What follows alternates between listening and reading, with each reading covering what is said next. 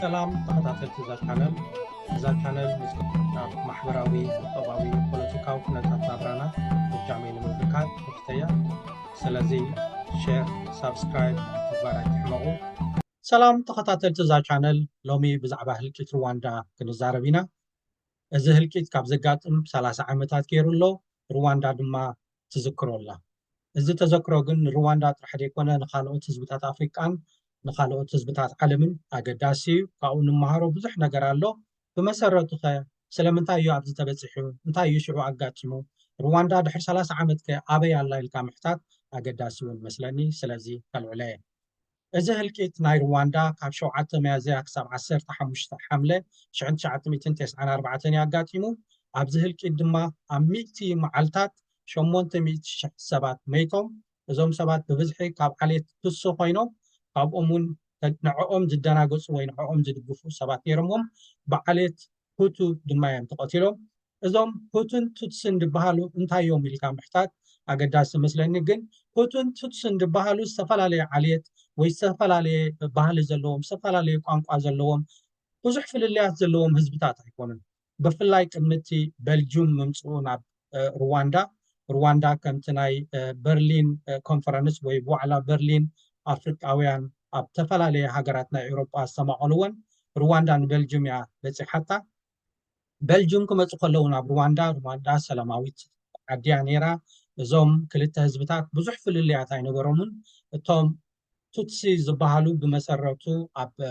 መጓሰ ዝነጥፉ፣ እቶም ሁቱ ዝበሃሉ ድማ ኣብ ሕርሻ ዝነጥፉ ሰባት እዮም ነይሮም። ግን ማዕረኽ እንደዚ ዘፈላልን ማዕረኽ እንደዚ ናብ ህልቂትን ናብ ካልእን ዘብፅሕ እቲ ናቶም ፍልልያት ኣነ ሁትሲየ ኣነ ቱትሲየ ኢሎም ዝርእይዎ ዝነበሩ ዘይኮኑስ ክልቲኣቶም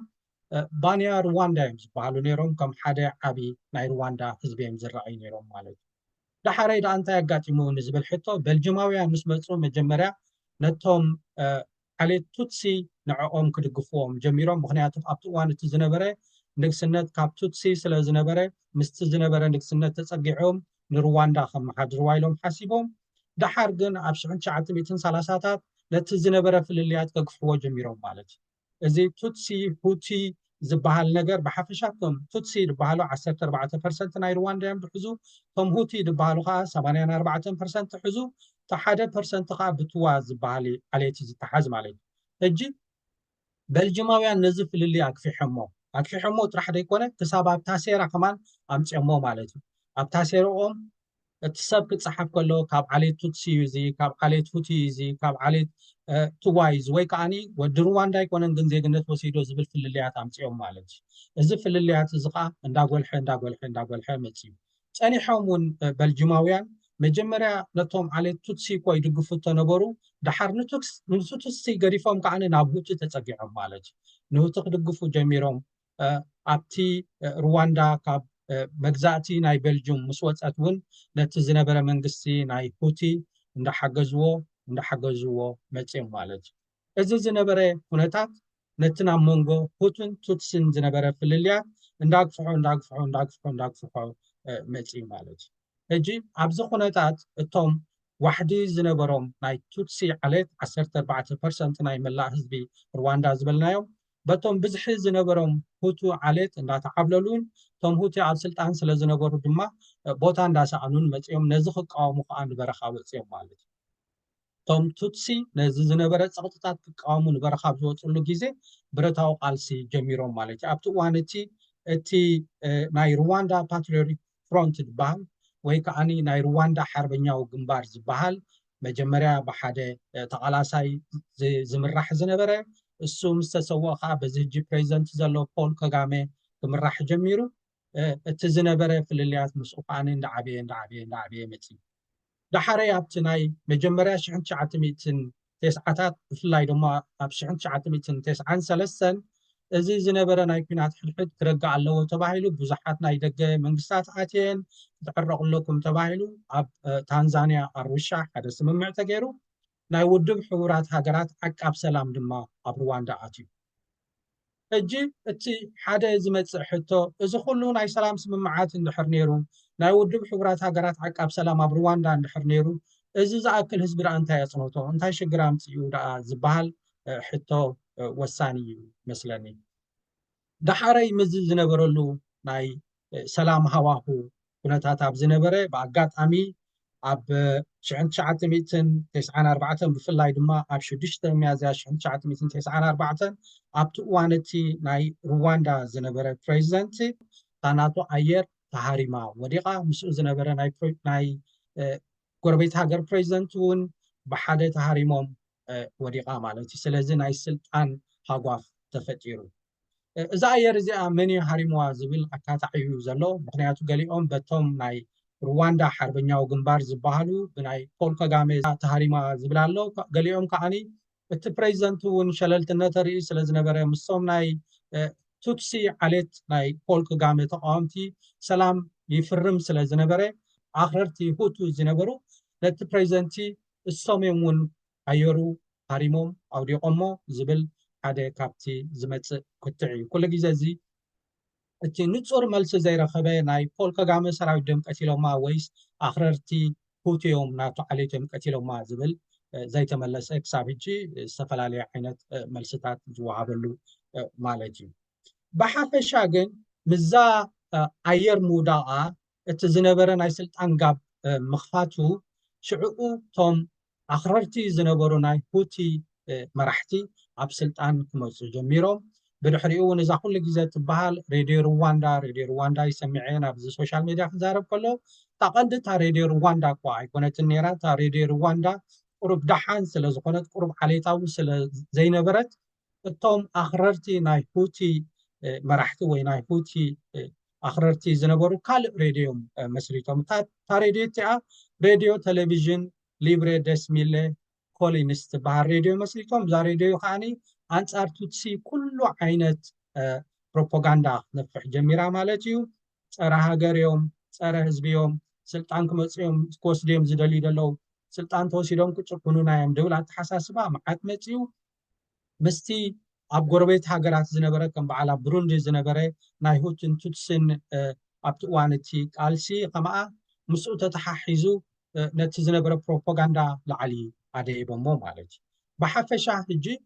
ብ6 ሚያዝያ 1994 ናይቲ እዋን እቲ ዝነበረ ፕሬዚደንቲ ነፋሪቱ ምስ ተሃረመት እሱ ምስ ወደቐ ምስ ሞተ እቲ ዝነበረ ናይ ስልጣን ጋብ ገፊሑ ዝትከኦ ሰብ ብቐሊሉ ይነበረን ምክንያቱ ነታ ብድሕሪኡ ዝነበረት ቀዳመይቲ ሚኒስተር ነቲ ስልጣን ሃብዋን ተማኽረርቲ ኣዘዝ ሰራዊት ዳርጋ ባዕሎም ብሒቶሞ ዕለት 7 ሚያዝያ ከዓ ቀጥታት ጆኖሳይድ ወይ ዓሌት ምፅናት ኣብ ኣንጻር ቱትሲ ተጀሚሩ ማለት እዩ ከም ዝበልክዎ ኣብ ውሽጢ 100 መዓልታት ከባቢ 800,000 ሰባት ሜይቶም መብዛሕትኦም ካብ ዓሌት ቱትሲ ገሊኦም ከዓ ካብቶም ምስኦም ዝደናገፁ ወይ ኣንስቶም እንድሕር ነይረን ካብ ሁቲ ዝኾና ወይ ከዓ ንሕና ይንቐትልኒና ምቕታል ፅቡቕ ኣይኮነን ዝብሉ ካብ ዓሌት ሁቲ ዝነበሩ ወይ ቅተል ወይ ትቐተል ዓይነት ፖሊስያ ነይራ ኣብቲ እዋን እቲ ማለት እዩ ሕጂ እዚ ናይ 100 መዓልታት ከባቢ 800,000 ዝቐተለ ኣብ ዓለም ኣይተፈለጠን ማለት ኣይኮነን ድሕሪ 2 መዓልቲ ዓበይቲ ጋዜጣታት ናይ ዓለም ዓበይቲ ዜናታት ናይ ዓለም ከምፅኦ ጀሚረን እዚ ክኸውን ከሎ እውን ዓቃብ ሰላም ኣብ ሩዋንዳ ስለ ዝነበሩ እቲ ዜና ናብ ኩሉ ይኸይዱ እቶም ዓቃብ ሰላም እውን ነታ ሽዑኡ ቀዳማይ ሚኒስተር ዝነበረት ብወግዒ ከዓ ስልጣን ንዓ ዝግባኣ ዝነበረ ክከላኸሉላ እሞ ናብ ሬድዮ ከምፅዎ ኣብቲ ሬድዮ ሩዋንዳ ንህዝባ ከዓኒ ሓበሬታት ህብ ሓስቡ ስለ ዝነበሩ ኣብኡ ከይበፅሐት ግን ኣብ መገዲ እቶም ሰራዊት ናይ ሁቲ ሒዞም ስለ ዝቐተልዋ ነቶም ናይ ቤልጅየም ሰራዊት ምስኣ ዝነበሩ እውን ስለ ዝቐተልዎም እቲ ዜና ዳርጋ ናብ ብሎ ዓለም እዩ ከይዱ ነይሩ ግን ዓለም ወላ ሓንቲ ነገር ኣይገበረትን ኣብቲ እዋን እቲ ወላ እቲ ኣብ ሩዋንዳ ዝነበረ ዓቃብ ሰላም ናይ ውድብ ሕቡራት ሃገራት ወላ ሓደ ነገር ኢዱ ክእቱ ይከኣለን ነቲ ዝነበረ ህልቂት ቲም ኢሉ ተዓዚብዎ ስለምንታይ ትብሉ ትኾኑ ግን ኣብቲ እዋን እቲ ሩልስ ኦፍ ኢንጌጅመንት ዝበሃል ወይ ናይ ውድብ ሕቡራት ዓቃብ ሰላም ኣብ ዘይምልከቶ ነገር ከኣቱ ኣይክእልን እዩ ዝበሃል ሕጊ እቲ ኢምፓርሻሊቲ ወገን ኣይወስድኒ ዝበሃል ነገር ብኡኡ ተመርኪሱ ኮፍ ኢሉ ትም ኢሉ ነቲ ህልቂት ተዓዚብዎ ክበሃል ይከኣል ሓደ ሰራዊት ሓደ ወታደራት ናይ ውድብ ሕቡራት ሃገራት ብናቶም ተበግሶ ሰባት ከድሕኑ ንገለ ክሕግዙ ዝገብርዎ ነገራት ነይሩ ግን ከም ውድብ ሕቡራት ሃገራት ነቲ ዝነበረ ህልቂት ከም ዝበልኮ ኮፍ ኢሉ ተዓዚብዎ ኣብ ውሽጢ 100 መዓልታት ከዓኒ 800,000 ሰብ መይቱ እዚ ክትኸውን ከሎ ግን ኣብቲ እዋን እቲ ዝነበረት ናይ ሩዋንዳ ሓርበኛዊ ግንባር ዝበሃል ብፖል ካጋሜ ዝምራሕ ሰራዊት ነቲ ህልቂት ንደው ከብል ንሩዋንዳ ንክቆፃፀር ኢሉ ከዓ ሽዑኡ ቀጥታ ስርሒታት ስለ ዝጀመረ ኣብ ውሽጢ 3 ወርሒ ወይ 3 ወርሒ ምፈረቓን ንብሙሉኣ ሩዋንዳ ክቆፃፀራ ክኢሉ ነቲ ህልቂት ከዓ ደው ኣቢልዎ እቲ ህልቂት ብከምኡ እዩ ደው ኢሉ ማለት እዩ ሕጂ እዚ ህልቂት እዚ ሓፈሻዊ ዓሌታዊ ድዩ ነይሩ ወይ መሰረቱ ዓሌታዊ ነገር ዘበገሶ ድዩ እንድሕር ኢልካ ኣብ ሩዋንዳ ከምቲ ዝበልክዎ ናይ ዓሌት ፍልሊ ኣይነበረን መሰረቱ እቲ ዓሌታዊ ፍልሊ መግዛእቲ ደምፅኦ እዩ መግዛእቲ ከዓ ክሳብ ናብ ታሴራ ዘቐመጦ እዩ ስለዚ ሰባት በቐሊሉ ኣለሊኻ ታሴሮም ጥራሕ ርኢኻ እዚ ሁቲ እዩ እዚ ቱትሲ እዩ ክትብል ትኽእል እቲ ናብቲ እዋን እቲ ሽዑ ዝኸፍአ ነገር እንድሕር ነይሩ ግን ምሕረት ዝበሃል ኣይነበረን ወላተ ናይ ሃይማኖት ትካላት ዝበሃላ ኢደን እቲናሉ ገለ ሰባት ኣብ ቤተክርስትያን ክዕቀቡ ፈቲኖም እቶም ኣብኡ ዝነበሩ ቅሽሽቲ ከዓ ናብ ዘለው ኢሎም ነጊሮሞም ነቲ ቤተክርስትያን እናብኡ ከሎ ኣፍሪሶሞ ሰረፈ ከዓኒ ብገዞሞን ብጥይትን ብገለን ገይሮም ቀቲሎሞም ገለ ሰባት ኣብ ውድብ ሕብራት ሃገራት ዝነበሩሉ ቤተክርስትያን እዚ ቤት ትምህርቲ ናብኡ ክዕቀቡ ፈቲኖም እቶም ወታደራት ካብኡ ተኣልዮም መፂኦም እንደገና እቶም ናይ ህቱ ቀቲሎሞም ስለዚ ትሕብእሉ ቦታ ኣይነበረን ክበሃል ይከኣል ብመሰረቱ እቲ ናይ ሩዋንዳ ሓርበኛዊ ግንባር ዝበሃል ብፖል ካጋሜ ዝምራሕ ንሩዋንዳ እንተዘይቆፃፀራ ነቲ ዝነበረ ናይ ቱትሲ ዓለት ብምልኡ ክጥንትዎ መደብ ነይሩ ብሓፈሻ ዳርጋ 3 ርብዑን ኣፅኒቶሞ ወይ ሓሲዮሞ እዩ ክበሃል ዝከኣል እዚ ፅላኣት እዚ ዓሌትነት ማዕረ ክንደይ ኢድ ከም ዘለዎ በዚ ክትርድኦ ትኽእል ኢኻ ብፍላይ ከዓ እዚ ናይ ማሕበራዊ ሚድያ ኣብቲ እዋን ትስኮ ሬድዮ እያ ሓንቲ እዛ ሬድዮ ዝበልኩኹም ሬድዮ ቴሌቭዥን ሊብሬ ደስ ሚለ ፖሊንስ ትበሃል ዳርጋ 10 ሚእታዊት ናይቲ ጆኖሳይድ ወይ ናይቲ ምጥፋእ ዓሌት ኢድ ነይርዋ ተባሂሉ ይግምገም ብመፅናዕቲ ማለት እዩ ስለዚ ሎሚ ሶሻል ሚድያ ሒዝና ኣለና ዓበይቲ ሶሻል ሚድያታት ኣለዎ ኣሽሓት ሰብስክራይበራት ዘለዎም ውልቀ ሰባት ከዓ ኣለዉ ላይቭ ክወፅእ ከለዉ ኣሽሓት ሰባት ዝስዕብዎም እዞም